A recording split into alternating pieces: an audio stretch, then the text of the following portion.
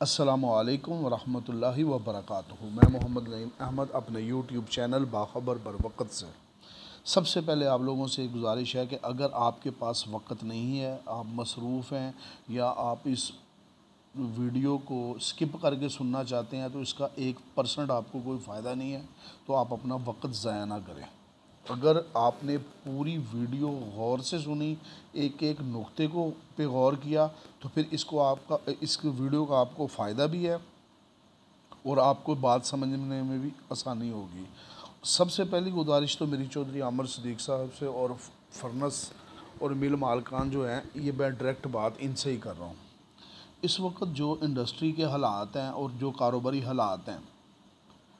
बग़ैर किसी सियासी वाबस्तगी के, ये बात मैं कह रहा हूँ और ये नज़र आ रही है, हर बंदे को नज़र आ रही है कि जब तक पाकिस्तान में सियासी इस्तेहकाम नहीं होगा, उस वक्त तक अगर आप लोग ये सोचें कि कारोबार हो या कारोबार खुलेगा या कारोबार में कोई स्कोप नज़र आपको अगर आ रहा है, अगर ये इंडस्ट्री बिलखसूस लोहे की इंडस्ट्री ये परवान चढ़ेगी तो बिल्कुल बेवकूफ़ और अहमकाना सोच है। हमारी इंडस्ट्री का तल्लक सीधा कंस्ट्रक्शन से है। अगर कोई मंसूबे बनेंगे, अगर बहुत बड़े प्रोजेक्ट बनेंगे, अगर कोई ऐसा काम होगा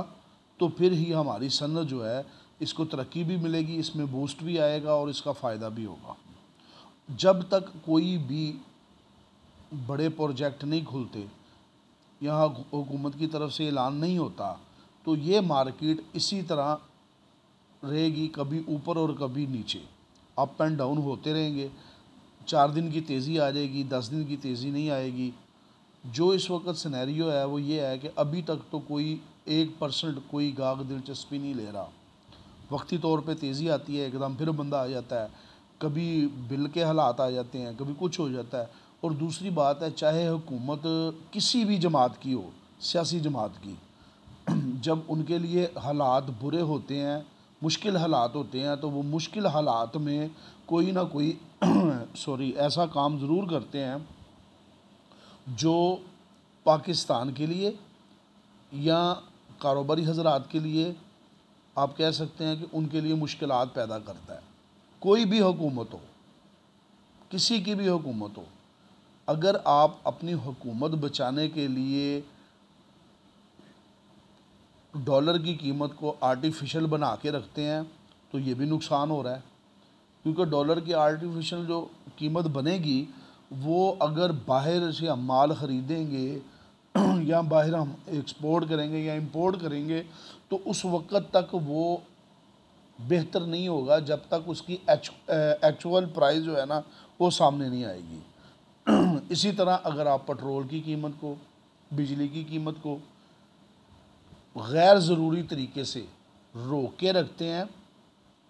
सिर्फ हुकूमत बचाने के लिए, आवाम को थोड़ा सा रिलीफ देने के लिए, तो ये सब चीज़ें बेकार हैं। आवाम को रिलीफ देना हुकूमत का हक़ है, मगर ये रिलीफ मिलता कब है? इस रिलीफ को मैं एक आम घर की हालात समझ लें कि अगर घर में किसी किस्म का कोई फंक्शन करना हो या किसी को कुछ गिफ्ट करना हो या घर में कोई एक्स्ट्रा चीज़ मंगवानी हो, यानी कि छोटा अगर आपके पास LCD है, बड़ी लेनी है, इसी तरह अगर आपके पास कोई मोबाइल है तो आपने उससे भी अच्छा मोबाइल लेना है, कुछ भी करना है, कोई छोटा मोटा सालगिरह फंक्शन वगैरह कोई आपका दिल कर रहा है कि थोड़ा सा एक कंपनी बन जाए, तो उसके लिए ज़रूरी तो यही होता है कि आपके पास एक्स्ट्रा ऑर्डिनरी कोई बचत आती है या आपको नफ़ा होता है, तो फिर दिल करता है ये काम कर लिया जाए।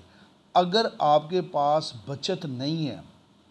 आपको नफ़ा नहीं है, आपके पास एक्स्ट्रा पैसे नहीं हैं और जो आपको घर की ज़रूरत के लिए पैसे दरकार हैं उससे भी कम पैसे आपके पास हैं, तो अगर आप उस वक्त ये खुशियाँ मनाएं या अगर महंगे मोबाइल ले आएँ या घर में कोई आप टाइलें लगवा लें, कोई एक्स्ट्रा ऑर्डिनरी और कोई काम कर लें जो गैर ज़रूरी है,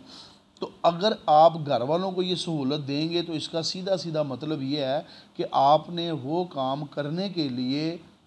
उधार लिया है, कोई कर्ज लिया है या कोई आपने अपने घर की चीज़ को गिरवी रखा है, तो ये बात बिल्कुल हकीकत इसी तरह गवर्नमेंट पे भी आती है, हुकूमत पाकिस्तान पे भी इसी तरह ही आती है। रिलीफ उस वक्त दिया जाता है जब आपकी आमदन बढ़े, जब आपके पास कोई सोने, उसके बाद कोई तेल,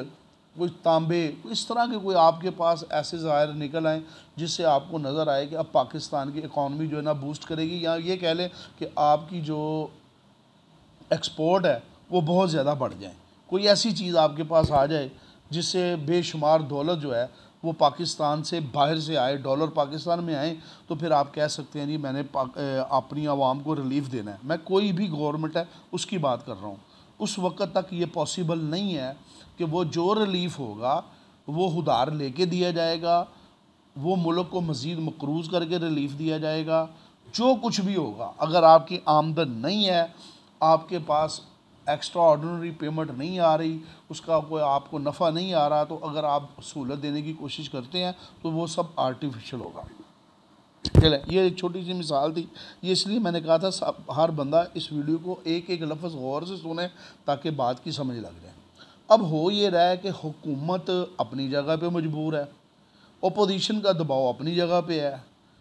स्टेबिलिटी आ नहीं रही, मौजूदा हुकूमत इलेक्शन करवाने के लिए तैयार नहीं, मौजूदा अपोजिशन पार्टी उनको वक्त देने के लिए तैयार नहीं, अदारे अपनी जगह पे परेशान होकर बैठे हुए हैं, मुल्क मुसलसल क्राइसिस में जा रहा है।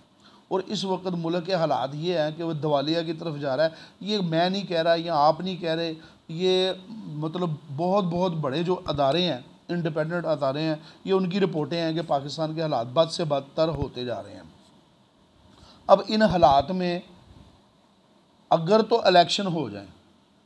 जब भी हों, अगर तो इलेक्शन हो जाए, इलेक्शन के 2-3 माह बाद ये चीज़ नज़र आ रही है कि फिर जाके हालात उस सिमत पे जाएंगे जहाँ पे कारोबारी हजरात और बिलखसूस लोहे के जो इंडस्ट्री है उसको फ़ायदा होने का या उसके बूस्ट होने का, लाजमी नहीं कि कीमतें बढ़ जाएं, स्टेबिलिटी इसमें आ जाएगी। अगर कोई भी हुकूमत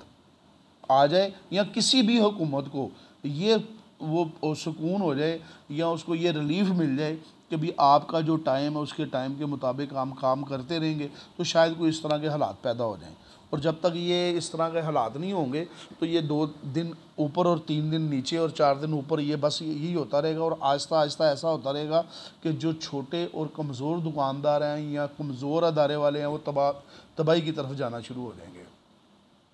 इसमें सबसे बड़ा नुकसान जो है,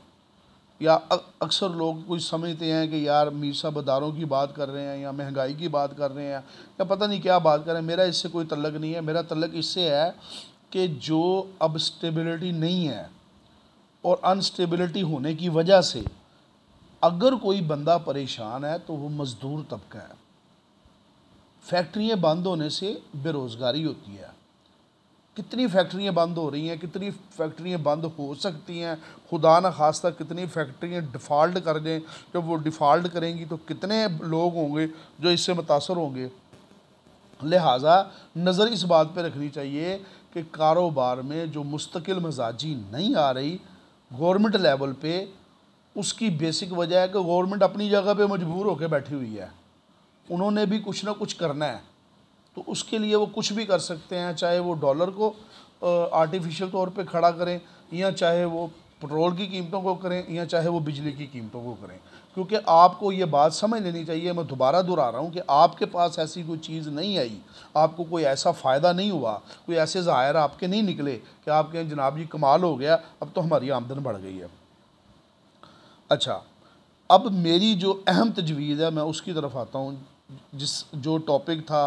कि स्क्रैप और बिलेट के लिए वो क्या करना चाहिए, तो मेरी सबसे पहले चौधरी आमर सिद्दीक साहब से गुजारिश है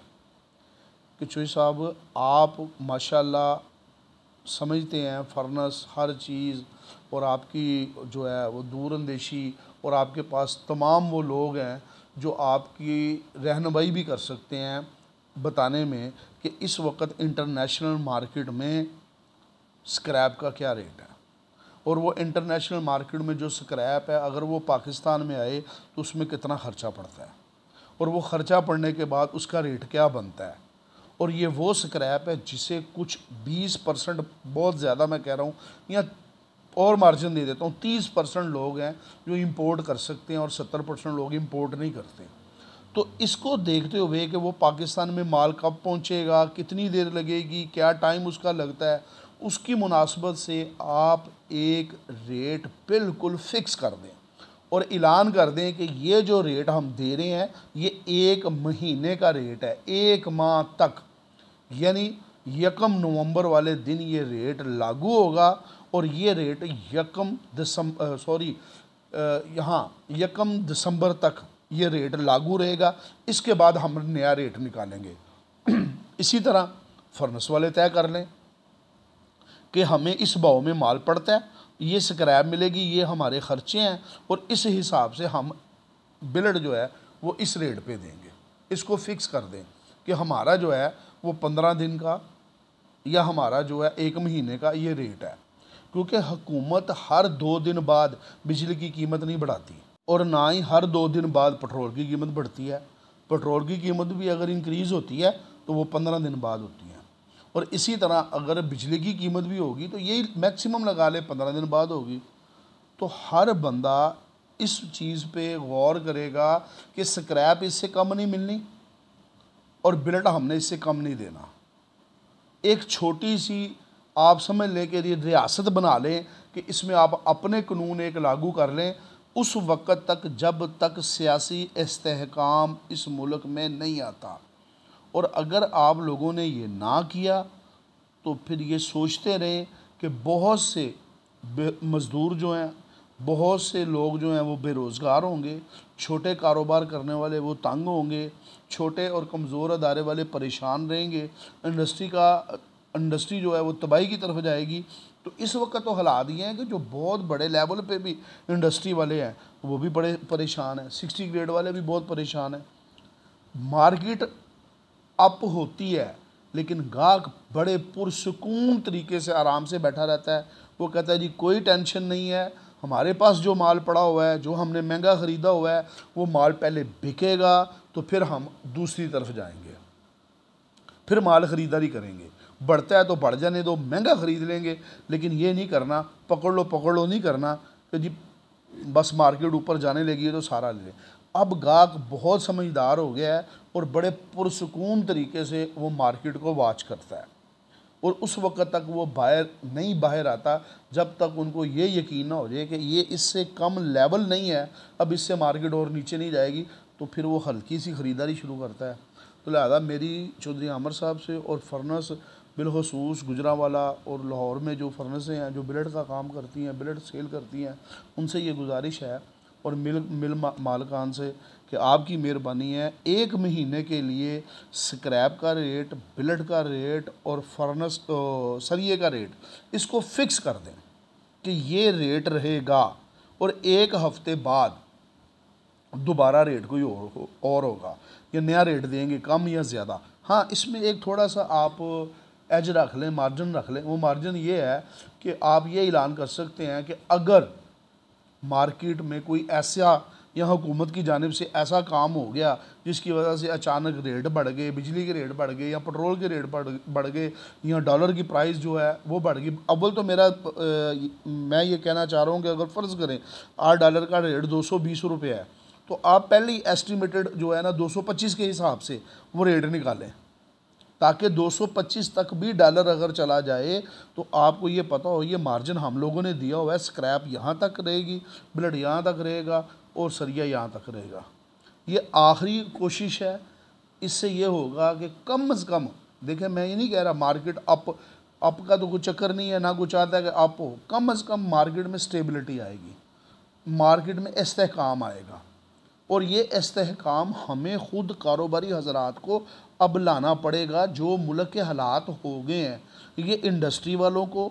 ये मार्केट वालों को सोचना पड़ेगा कि अगर हमने ख़ुद अपने आप को नहीं बचाया तो तो फिर अगर आप ये देखते रहे कि हुकूमती लेवल पे कोई ऐसा काम हो जाए तो वो हरगिज़ होने वाला नहीं है, क्योंकि ना अभी ये नज़र आ रहा है कि इलेक्शन होने का कोई इंदिया दिया जा रहा है, और ना ये कोई ऐसा काम हो रहा है कि जो हुकूमत कर रहे हैं उनको फ्री हैंड दिया जा रहा है कि जनाब कर लो जी, आप साल, 1.5 साल, सवा साल जो रह गया साल पूरा कर लो तो फिर हम देख लेंगे। तो इन हालात में किसी तरीके से भी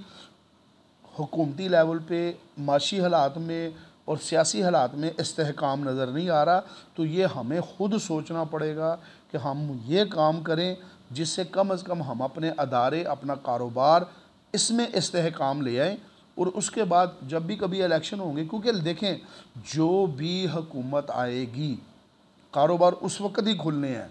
कि जब हुकूमत को आवाम की सपोर्ट होगी, आवाम की सपोर्ट से यानी कि इलेक्शन होंगे जिसको आवाम वोट देगी, उसके बाद भी कोई 1.5-2 माह बाद लगेंगे कि फिर ये बड़े बड़े प्रोजेक्ट शुरू होंगे। और इससे फिर हमारा जो लोहे की सन्नत है ना, इसको तरक्की भी मिलेगी, रोज़गार भी मिलेगा, इस पर एक बूस्ट भी आएगा, ज़ाहिर है नए प्रोजेक्ट बनेंगे। तो ये मेरी एक तजवीज़ थी, इसलिए मैंने सबको कहा था कि आपकी मेहरबानी है, जिसके पास टाइम है पूरा सुने।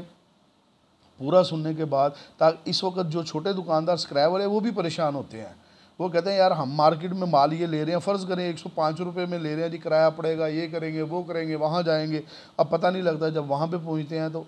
हमें ख़र्चा डाल के 113, 14, 15, 16 में स्क्रैप पड़ी होती है, तो मार्केट डाउन हो जाती है। जो भी उनको पड़ती है, मैं एग्जाम्पल के लिए बात कर रहा हूँ, तो वो ख़रीदारी से भी कतराते हैं। तो बात यह है कि छोटे लेवल से लेके बड़े लेवल तक सब परेशान है। लेकिन अगर कोई मुतासर हो रहा है ना इसमें, तो वो मुतासर हो रही है वो क्या कहते हैं, गरीब लोग,